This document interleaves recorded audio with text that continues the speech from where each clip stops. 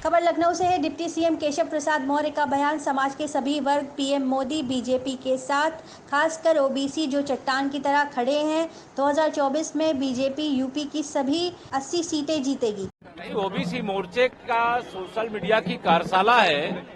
उद्घाटन सत्र में मुझे शामिल होने के लिए कहा गया था और मैं उस कार्यशाला में शामिल होने के लिए आया हूं। और यह सच है कि देश का सर्व समाज भारतीय जनता पार्टी के साथ है, प्रधानमंत्री श्री नरेंद्र मोदी जी के साथ है, लेकिन ओबीसी चट्टान की तरह भारतीय जनता पार्टी के साथ माननीय प्रधानमंत्री मोदी जी के साथ खड़ा है। पिछले 2024 में 80 की 80 लोकसभा सीटें उत्तर प्रदेश की भारतीय जनता पार्टी जीतेगी और तीसरी बार माननीय नरेंद्र मोदी जी देश के प्रधानमंत्री बनेंगे। सर, ओवैसी कह रहे हैं संसद में मॉब लिंचिंग होगी, कैसे देख रहे हैं आप इसको, ओवैसी के कथन को? देखिए, ये मुस्लिम तुष्टीकरण की घटिया और घिनौनी राजनीति है और जो संसद का विषय है वो संसद में लोकसभा अध्यक्ष जी देखते हैं। संसद के बाहर उसे चर्चा का विषय जो बना रहे हैं वो शुद्ध रूप से मुस्लिम तुष्टीकरण की राजनीति कर रहे हैं और इससे उन्हें कुछ हासिल नहीं होगा। जो भी गलत बोला गया उसके लिए हमारे देश के रक्षा मंत्री जी ने स्वयं सदन में माफी मांगी। वह शब्द प्रयोग जो किए गए उसे लोकसभा अध्यक्ष जी ने कार्रवाई से निकाल करके बाहर कर दिया और पार्टी ने उनको नोटिस दे दिया। उसके बाद ये विषय समाप्त हो जाता है।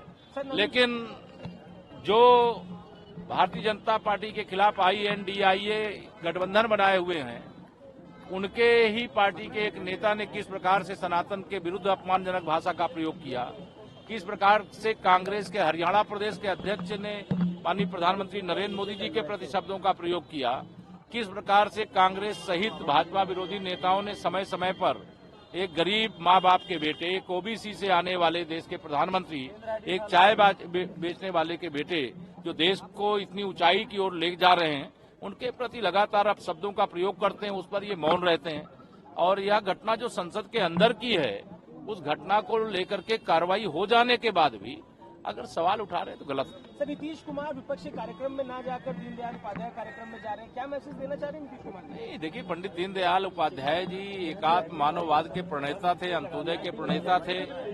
गरीब कल्याण का जो दर्शन उनका है वह अपने आप में अभूतपूर्व है और पंडित दीनदयाल उपाध्याय जी के विचारों को चाहे वो नीतीश कुमार जी हों और चाहे किसी भी दल का कोई नेता हो, भाजपा तो हम उनकी पूजा करते हैं। वो हमारे आइडियल हैं, हमारे आदर्श हैं और उनके बताए रास्ते पर पार्टी और सरकार काम भी करती है। लेकिन कोई दूसरे दल के लोग अगर आ रहे हैं तो उनका, वो भी पंडित जी की जयंती पर, तो उनका धन्यवाद है। और सबको, मतलब महापुरुष कोई जाति और धर्म और क्षेत्र के नहीं होते, महापुरुष देश के होते हैं और देश में रहने वाले सबके होते हैं। जो मानता है धन्यवाद है, जो नहीं मानता है वो जाने। नीतीश कुमार के नेता ने ये बात भी कही थी कि नीतीश कुमार जो है वो पीएम बनेंगे।